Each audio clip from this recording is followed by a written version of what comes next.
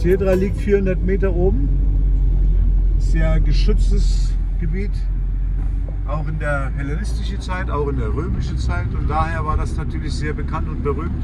War schwer zu erobern. Erstmal hochlaufen hier und dann nochmal die Mauer durchkommen. Das war nicht möglich. Also da haben die Geschäftsleute ihre Sicherheit gehabt. Das war eine richtige Handelsstadt.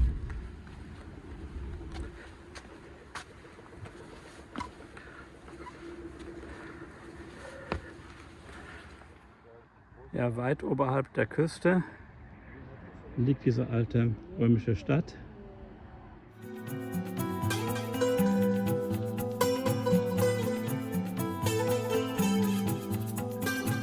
Nicht, aber doch ein paar interessante Sachen. Hier zum Beispiel eine frische Ausgrabung, die Reste des ehemaligen Stadions, eines kleinen Stadions. Begrenzungsmauern, Siedra. Der Name kommt Sitzplätze. Siedra. Und hier der andere Teil der Rundung. Und natürlich viel Olivenöl haben sie rübergeschleppt. Weil Olivenöl, da haben sie Ringkämpfe gemacht und den besten Ringer haben sie dann nach Rom geschickt.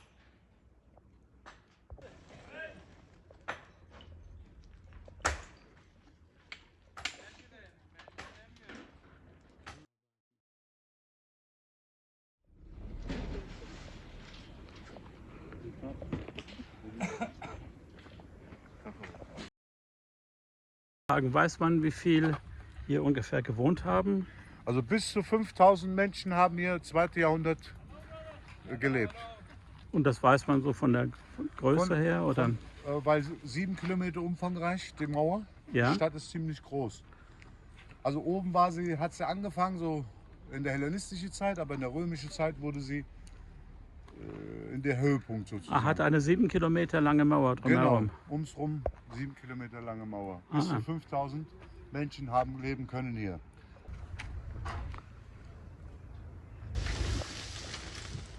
Sie dann gekommen, auf der anderen Seite sehen wir die Westtor gleich, aber wir machen so einen Bogenlauf.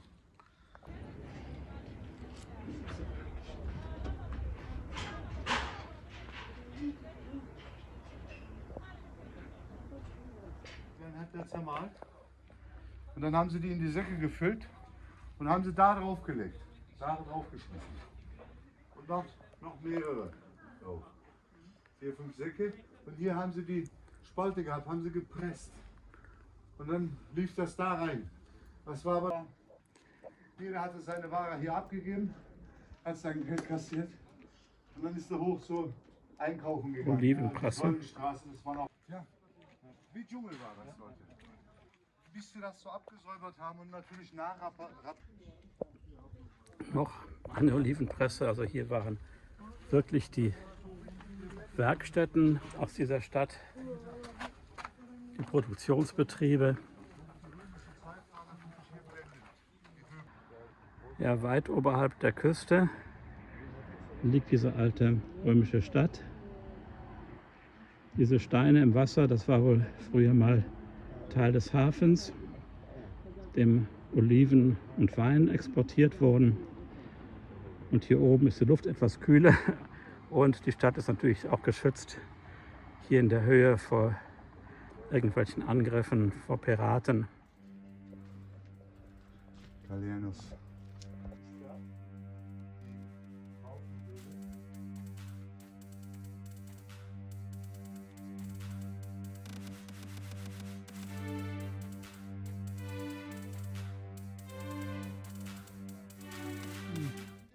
Auf dem Weg zur Akropolis.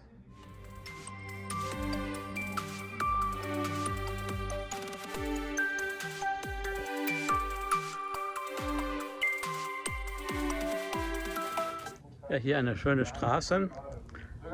Die Säulen lagen natürlich erst auf dem Boden, sind in jüngerer Zeit aufgerichtet worden, aber hier gab es dann Geschäfte und römische Boutiquen. Das wird nicht so sehr viel anders gewesen sein wie heute, natürlich mit anderen Waren. Dieser Weg hier ist etwa 200-300 Meter lang.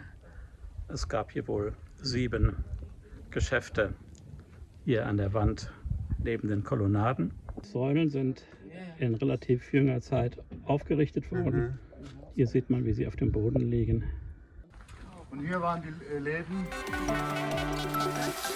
Das hier? Was macht ihr?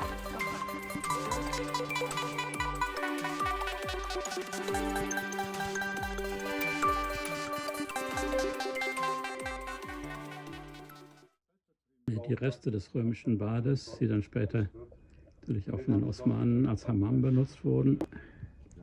Hier ist sogar noch ein Mosaik erkennbar. Frauen sind immer schön. Hier Richtung Tal ist der Rest einer großen Zisterne und der Bäder. Und hier gehen wir in Richtung der römischen Bäder zum Roman Hammam. So, das? So, jetzt kann ich das. Hemen kapatmıyoruz, soru gelmeden. Sehr schön, hier Teil vom Amfibinin altına mı ya düşüyor? Frigidarium offenbar, von dem kalten Bereich im Bad.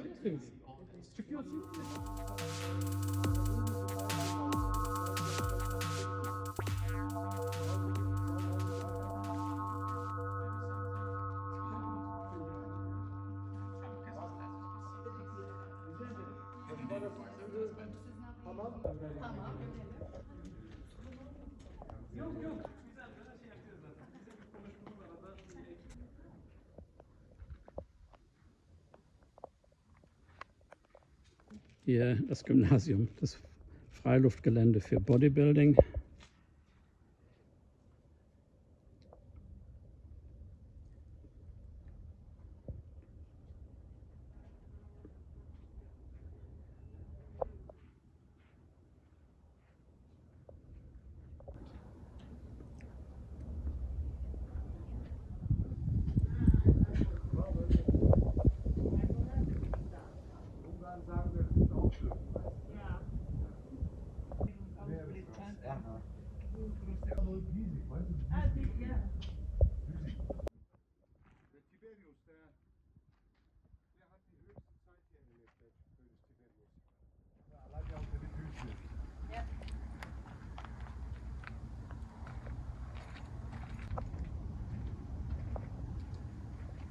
Hier die Bucht von Alanya mit den verschiedenen Orten, die sich hier die ganze Küste entlang ziehen, bis ganz hinten Alanya und der Berg mit der Zitadelle.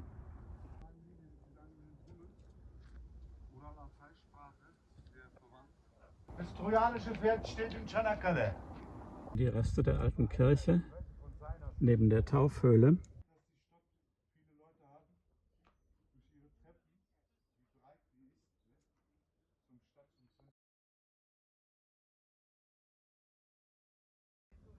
Aber vergleichen wir mal das Foto hier mit dem, wie es jetzt heute schon gesäubert ist, von Geröll. Hier nochmal zurück.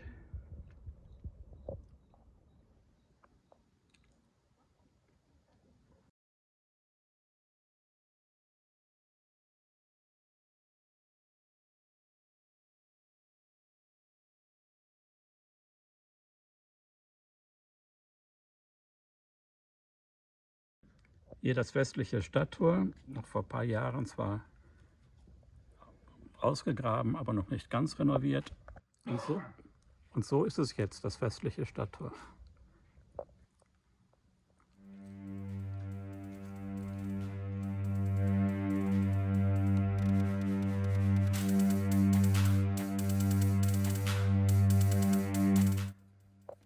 Ja, die alte große Zisterne, Wasserreservoir, immer noch gut erhalten.